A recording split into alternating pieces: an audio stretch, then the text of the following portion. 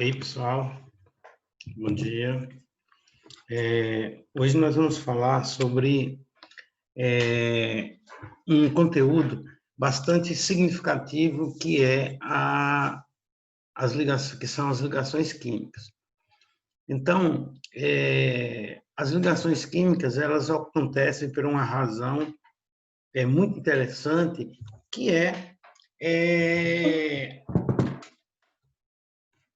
a tendência de tudo aquilo que existe na natureza, o equilíbrio químico.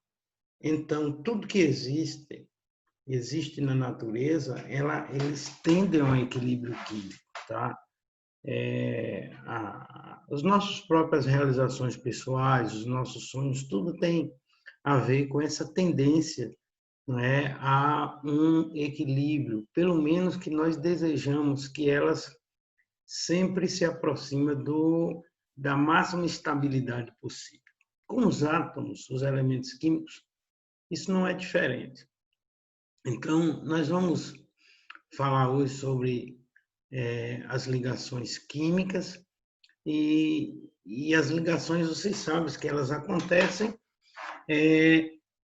buscando a estabilidade e que nessa busca de estabilidade ela começa a se associar a outros átomos que apresentam também essa tendência para atingir a estabilidade.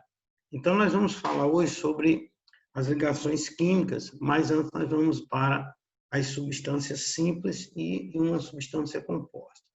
Então, as substâncias simples, elas são formadas por átomos iguais, ou seja, átomos do mesmo elemento, átomos que apresentam a mesma quantidade de prótons.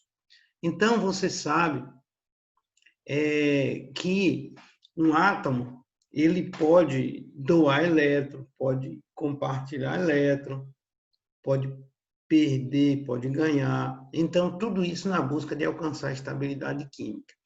Quando um átomo ele compartilha um elétron com o próprio átomo, então forma substâncias simples. E a gente diz que uma substância simples ela é formada por átomos do mesmo elemento químico. Portanto, toda substância simples ela vai ser pura, porque as moléculas serão iguais. As substâncias compostas são formadas por átomos diferentes, então, átomos que apresentam diferença de eletronegatividade. Você se lembra que eletronegatividade é a tendência que tem um átomo para ganhar elétrons. Então, nós vamos trabalhar com essa perspectiva, né, de as ligações químicas ocorrem porque os elementos precisam alcançar a sua estabilidade química. Os átomos, eles podem se juntar, tá, conforme a necessidade deles, e formam as moléculas. Então, uma molécula é a menor porção de uma substância que ainda conserva as suas propriedades químicas. Então, quando a molécula ela é formada por átomos iguais do mesmo elemento, forma as substâncias simples. Quando ela é formada por átomos diferentes, ela forma as substâncias compostas. Então, os átomos, eles estão isolados, mas a tendência de um átomo é o quê? Não ficar isolado, é ele buscar a parceria com outros átomos para alcançar a sua estabilidade química. Aí ele doa elétron, ele ganha elétron, ele compartilha elétron, tudo na busca, tá, de alcançar a estabilidade química.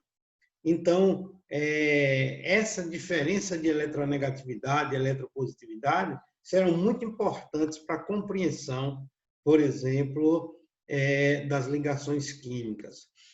Quando um átomo ganha elétron, ele se torna eletricamente negativo, por quê? Porque a quantidade de elétrons fica maior que a quantidade de prótons. Aí por isso que a gente diz que quando um átomo ganha, ele fica negativo.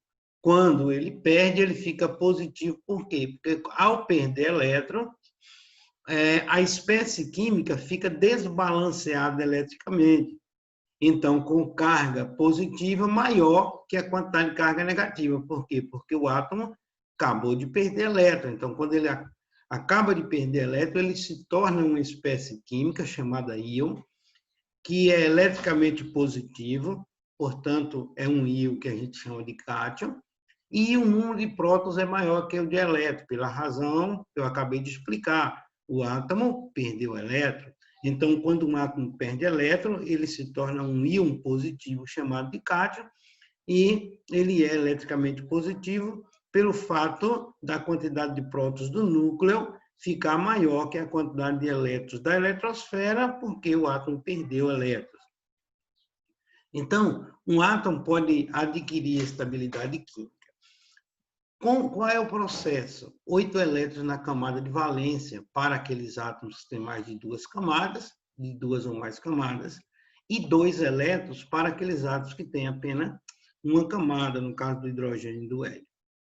Então, esta teoria em que os átomos adquirem a estabilidade química, nós chamamos de octeto, a teoria do octeto. Então, a teoria do octeto é aquela teoria em que diz que um átomo ele alcança a sua estabilidade química ao se tornar, ou seja, a sua eletrosfera se tornar semelhante à de um gás nobre.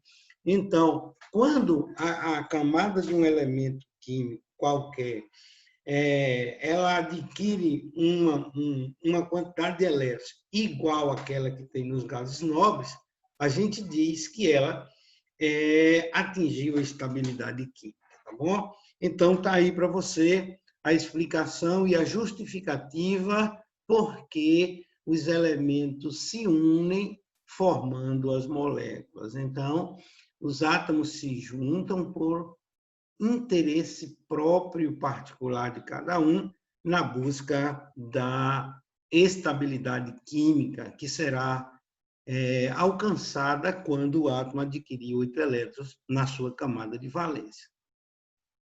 Ora, os tipos de ligações que podem ser estabelecidas entre os átomos na busca da estabilidade química. Então, o átomo, ele busca estabilidade química, mas os átomos apresentam características diferentes. E essas características diferentes também vai fazer com que o tipo de ligação seja diferente. Ou seja, algumas ligações químicas apresentam características diferentes de outras ligações. Então, é muito importante conhecer as características dos elementos que vão se unir, porque, a depender das características dos elementos que vão se unir, é que você vai ter a classificação do tipo de ligação química. Então, vamos lá. As ligações iônicas. Como o próprio nome diz, uma ligação iônica ocorre entre íons. Aí a gente pode imaginar, mas como é que os íons se formam? Os íons se formam por essa tendência de alcançar estabilidade. E a depender da quantidade de elétrons que o íon, que o elemento tenha na camada de valência, ele vai perder ou vai ganhar, tá? Elétrons. Aí você já conhece a questão da eletronegatividade. Então, eletronegatividade é a tendência que um átomo tem para ganhar elétrons. Então, e ela varia muito em função do raio. Você se lembra? O raio, quando ele é pequeno, a atração do núcleo é muito grande sobre as camadas da eletrosfera. Então, eles exercem uma atração maior sobre os elétrons da camada de valência e ele tem uma tendência maior, devido a essa influência do núcleo sobre a eletrosfera, para ganhar elétrons do que para perder.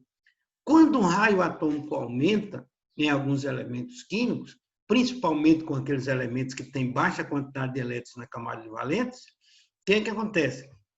Esses elementos, eles tem a tendência para perder elétron, porque o núcleo atrai pouco. Então, você tem eletropositividade e eletronegatividade. Átomos que apresentam pequeno raio têm tendência a ter maior eletronegatividade. Átomos que têm raio atômico grande têm tendência de ter maior eletropositividade. Quando um átomo de pequeno raio encontra outro átomo de um raio maior, a tendência deles é o quê? É um tirar elétrons do outro. Por quê? Porque o de menor raio, ou seja, maior eletronegatividade, quer ganhar. E o de maior raio, maior eletropositividade, quer perder. Então, se um quer perder e outro quer ganhar, então há a transferência de elétrons, e que é exatamente aquilo que caracteriza uma ligação iônica. Então, a ligação iônica ela é caracterizada pela transferência de elétrons do metal para o não metal. Então, metal perde, metal se oxida. Então, metal perde por quê, Ney? Porque os metais têm pequena quantidade de elétrons na camada de valência, 1, 2 ou 3 elétrons na camada de valência. Isso faz com que os elétrons sempre eles tendem a perder elétrons, a se tornar íons positivos, a sofrer oxidação. E os não metais da família 5, 6 e 7A têm tendência a ganhar elétrons, maior eletronegatividade. Então, entre metal e ametal, a ligação é iônica. Metal e hidrogênio. O metal também é mais eletropositivo do que o hidrogênio. Então, o hidrogênio, quando é em contato com o metal, ele ganha, inclusive o NOx dele é -1, nós acabamos de falar. Então, essa transferência de elétrons faz com que os dois átomos ligantes ou os átomos ligantes se polarizam, tá? Com cargas elétricas diferentes. Um fica positivo, muito positivo, e o outro muito eletronegativo. Então, a intensidade da atração é muito grande e devido a essa intensidade faz com que as substâncias formadas se caracterizam por apresentar, um retículo cristalino bastante definido. E o retículo cristalino, você se lembra, retículo cristalino é característica de sólido, só sólido tem retículo cristalino. E o estado sólido é aquele que se caracteriza por apresentar forma completa, forma definida, volume definido, as ligações ocorrem com muita intensidade. Então, e isso faz com que as substâncias se tornem sólidas devido a essa forte atração entre o cátion e o ânion. Então, apresenta alto ponto de fusão e de ebulição devido à forte atração entre o cátion e o ânion, elevada dureza é resistência ao risco, a porrada, né? Ao risco, mesmo a porrada é tenacidade, desculpa. Falta alta condutividade elétrica quando fundidos ou dissolvidos em água. Quando sólidos, puros, eles não conduzem corrente elétrica. Por quê? Porque os íons estão presos ao retículo cristalino e o retículo cristalino não permite que eles se movimentem. Quando você dissolve em água, aí sim eles conseguem se individualizar e conduz corrente elétrica. Então, uma substância iônica só conduz corrente elétrica quando fundidas ou dissolvidas em água. Beleza? Outra coisa importante, outro tipo de ligação que ocorre, galera, é as ligações metálicas, como o próprio nome diz. As ligações metálicas, elas ocorrem entre os metais. Então, aqui tem alguns metais, o ouro, o ferro, o cobre, tá? E uma das coisas importantes que você percebe é que o metal brilha, tá? O metal brilha, nem porque que o metal brilha. O metal brilha porque existe na ligação química, que é a representação da ligação química, que o metal se caracteriza por apresentar uma quantidade de cátions mergulhados em uma nuvem de elétrons. Esses elétrons estão semilivres e semilivre como eles estão aqui, eles se locomovem, eles se movimentam, né, de forma também semilivre. Então, eles se movimentam com uma velocidade muito grande e quando você geralmente atrita um metal, você está fornecendo energia e você percebe que ele começa a murmurar, né? Então começa a brilhar. Então o brilho é devido à agitação dos elétrons na superfície das ligações. Característica dos metais. Os metais possuem boa condução de eletricidade. Galera, olha, cuidado aí. Então, eu acabei de falar para você que os compostos iônicos são sólidos. Eu estou falando que os metais também são sólidos. Só tem um metal líquido que é o mercúrio. Então, o que é que acontece? Nos compostos iônicos, a característica de sólido, ou seja, o estado sólido, faz com que as características do estado sólido de um composto iônico não permitem que os íons se movimentem. Os íons se movimentam. Nas ligações metálicas, existe uma nuvem de elétrons livres e esses elétrons livres, eles se movimentam, eles se agitam, a depender, inclusive, né, do nível energético do ambiente. Se o ambiente tiver um nível energético elevado, essa movimentação ainda é maior. Então, você percebe que não é o fato de uma substância ser sólida, são as características dessa substância sólida que vai definir se ela é uma substância boa condutora de corrente elétrica ou não. No caso dos metais, os metais conduzem bem a corrente elétrica por causa do mar de elétrons livres que circulam, tá, nessa substância. Então, nos átomos de metais, a movimentação desordenada, né, mas para se movimentar organizadamente quando submetido a um gerador ou a campo elétrico. Então, desordenado é quando ele não está submetido a um campo elétrico organizado. Quando está numa pilha, numa bateria, isso aqui, o movimento ele é direcionado pelo campo elétrico, portanto, o movimento é ordenado. Então, características dos metais são bons condutores de corrente elétrica, por a razão que eu acabei de falar, são lamináveis ou possuem maleabilidade, lamináveis ou maleabilidade, são sinônimos, são formar lâminas, ductibilidade, capacidade de formar fios, são flexíveis, né? Você pode movimentar, né, com uma certa tranquilidade, tá bom? Então, tá aí as características das ligações metálicas, que são aquelas que ocorrem entre os átomos de metais. Galera, as ligações covalentes.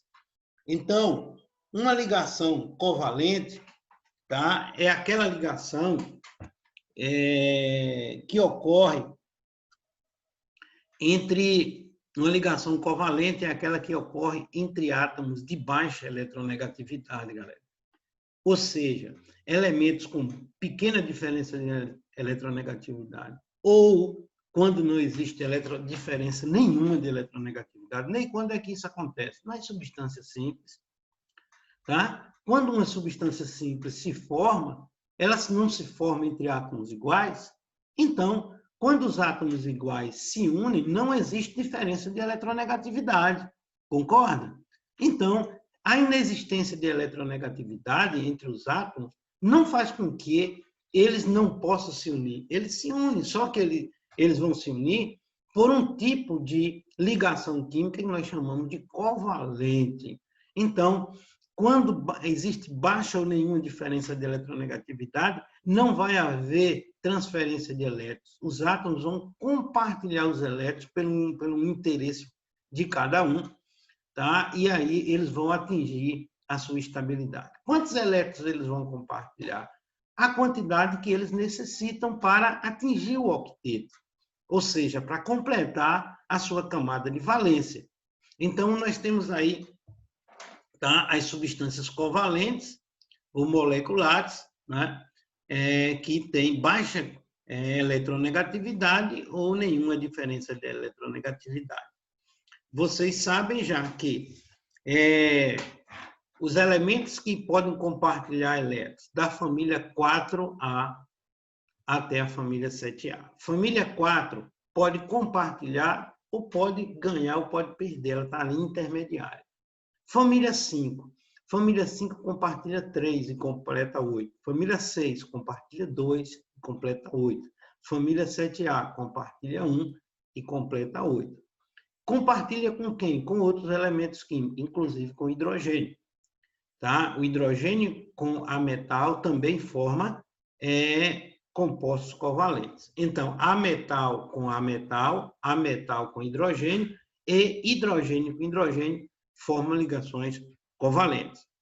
E em termos de força de atração, de intensidade da ligação, quem é a maior ligação? Claro que é a ligação iônica.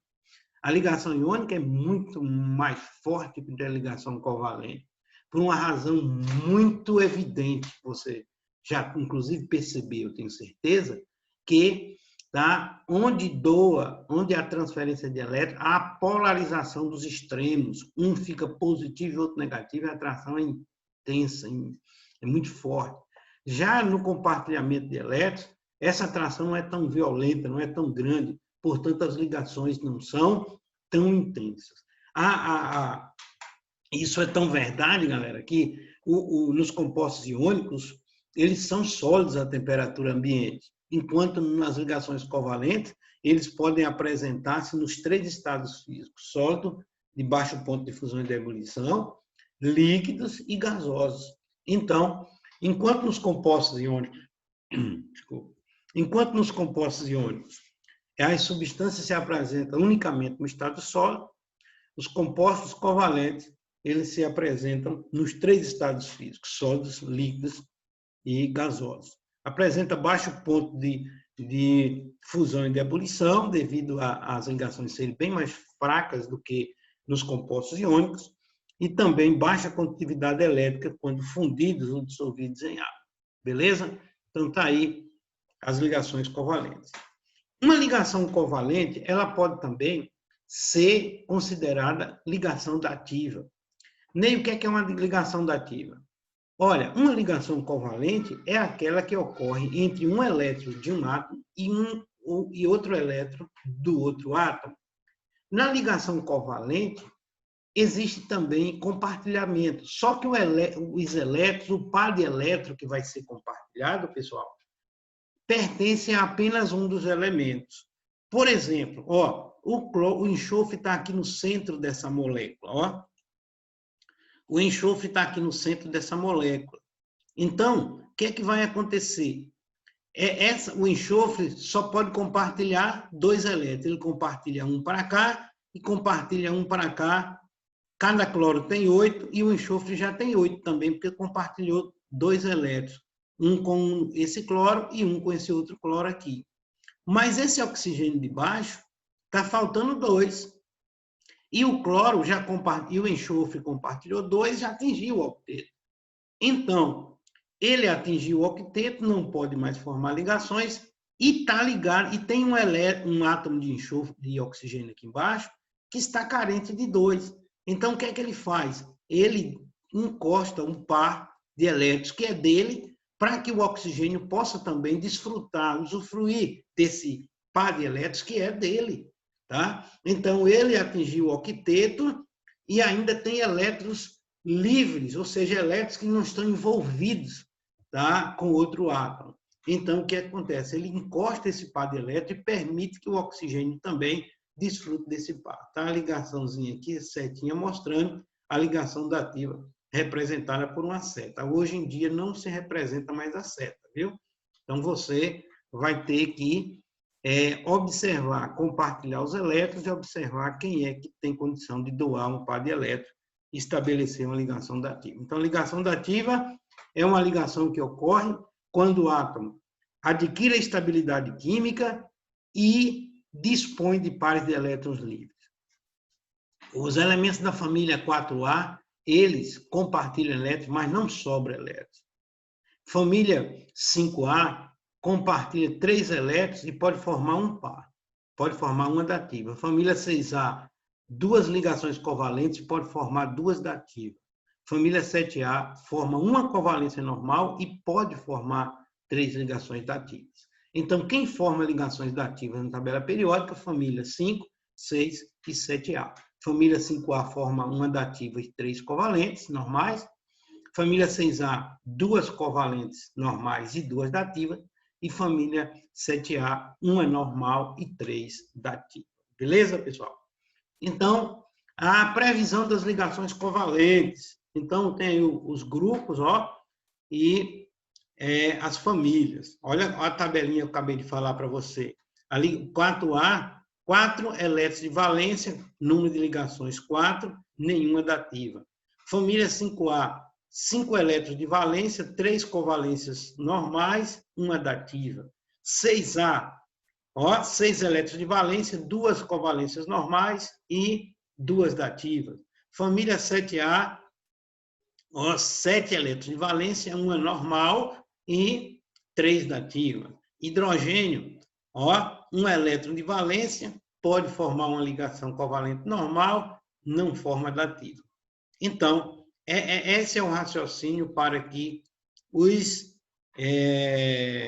átomos formam, tá certo? Essas ligações químicas aí. Beleza? Então, tá aí essa primeira videoaula aí para você, segunda videoaula na realidade, mas a primeira sobre ligações químicas.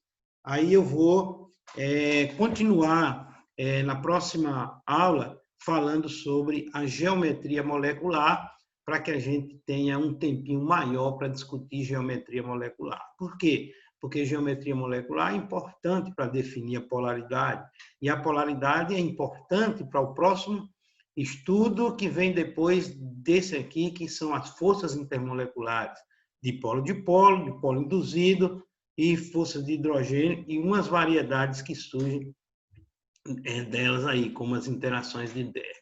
Valeu, pessoal! Ok? Um abraço e até a próxima.